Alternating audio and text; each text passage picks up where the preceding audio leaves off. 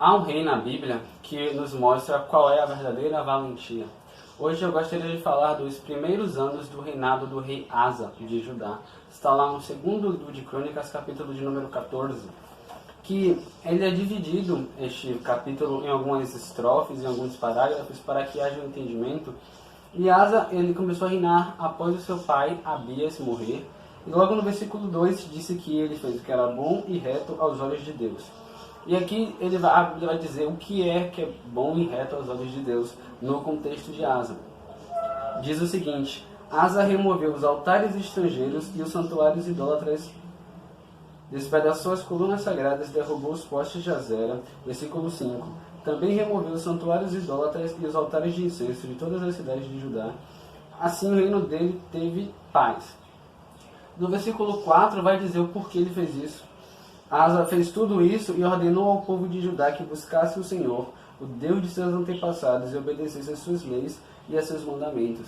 Então aqui Asa, ele estava meio que forçando as pessoas a buscarem a Deus. Assim que ele entrou no reinado, ele começou a tirar tudo que havia de idolatria. Então haviam pessoas que buscavam a Deus, mas buscavam os orixás.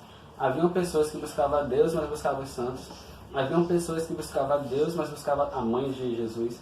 Então ele começa a remover toda essa idolatria para que as pessoas agora só tem um para buscar, só tem Deus. Então Deus agora é a minha única opção e é a melhor opção que eu tenho. Então ele removeu tudo e ordenou: busquem a Deus, somente a Deus. Então, como as pessoas buscavam a Deus, mas buscavam outros deuses também, ele removeu os outros deuses para que fique somente Deus como o centro da adoração.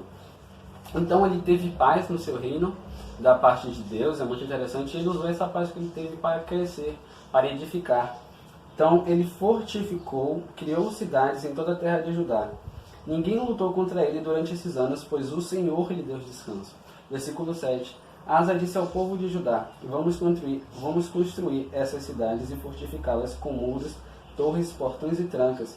A terra ainda é nossa, porque buscamos o Senhor nosso Deus, e Ele nos deu descanso de todos os lados. Assim eles prosseguiram com os projetos e concluíram com êxito. Aqui nós vemos que a Bíblia, ela trabalha com convicções. A Bíblia trabalha com certezas. Ele não diz: nós conquistamos a terra porque a gente é forte, porque a gente é bonito, não. Foi porque Deus deu. A Bíblia diz: ele não teve descanso, Deus deu descanso, sabe? Ele não concluiu a faculdade, Deus deu a faculdade. Ele não arranjou uma noiva, Deus deu o casamento. Então a Bíblia, ela trabalha com essas convicções de que tudo o que nós temos foi Deus que deu. E como Ele deu, Ele pode tomar. Mas o interessante é atribuir a Deus, é ter essa convicção: foi Deus que me deu, essa paz foi Deus que me deu, a minha família foi Deus que me deu. E é muito interessante no versículo 7 que ele diz assim: vamos construir. Porque ele sozinho não podia fazer nada. Ele sozinho, como é um ser humano, então ele precisa de apoio, precisa de ajuda para construir. Então ele chama todo o povo e fala: vamos trabalhar. E agora ele encoraja o povo: a terra é nossa porque nós buscamos a Deus e Deus nos deu descanso. Não é porque a gente é bonito, não é porque a gente merece, foi porque Deus deu, é amor. E no versículo 8 é muito interessante que diz assim: ele tinha um exército de 300 mil guerreiros da tribo de Judá, que tinham escudos grandes e lanças. E tinha um exército de 280 mil guerreiros da tribo de Benjamim, armados com escudos pequenos e arcos. Então, ele havia 580 mil guerreiros. Então, tinha 300 de Judá, e Benjamim já tinha menos. E ele tinha escudos grandes e lanças, e havia escudo pequeno e arco. Então, ele poderia lutar a longa, a média, a curta distância. E é um número pouco, se nós pararmos para pensar. 580 mil é pouco. Mas no final do versículo diz, traz um segredo: os dois exércitos eram formados por homens valentes. A Bíblia não somente trabalha com convicções, mas a Bíblia trabalha com valentia, com coragem. Quando Deus chama alguém: seja forte e corajoso, eu sou contigo. Então nós precisamos ter essa convicção de que Deus é com a gente, de que Deus nos chama, de que Deus dá. E essa convicção deve provocar em nós a vontade de ir, a valentia, a coragem. Não, Deus é comigo, então eu vou. Era pouco esse exército que ele tinha, mas Deus era com ele, então ele tinha essa valentia, ele tinha essa coragem. A fé sem obras é mortas. Então não adianta eu ter não adianta eu ter fé se eu não ter coragem, se eu não ter valentia de pregar a palavra de Deus, sabendo que Deus é comigo, sabe, o maior é quem está em nós. E no versículo 8 finaliza então a história de Asa. Até aqui contou a história dele, ele recebeu paz da parte de Deus, botou a Deus como centro da adoração, construiu, edificou as cidades, fortificou e tinha lá seu exército. Aí, na partir do versículo 9, vai trazer uma experiência que Asa viveu. Há momentos que a nossa experiência, a nossa fé é colocada em prova. E aí a gente vai mostrar para Deus, vai mostrar para as pessoas o fruto da nossa fé, o fruto da nossa oração, o fruto da leitura. Certa vez, um etíope chamado Zera atacou Judá com um exército de 1.300.000 soldados. Avançaram até a cidade de Maressa, de modo que Asa saiu com seu exército para a batalha no vale ao norte de Maressa. Interessante que a Bíblia, ela prega Jesus. Eu só estou falando, mas quem prega Jesus é a Bíblia.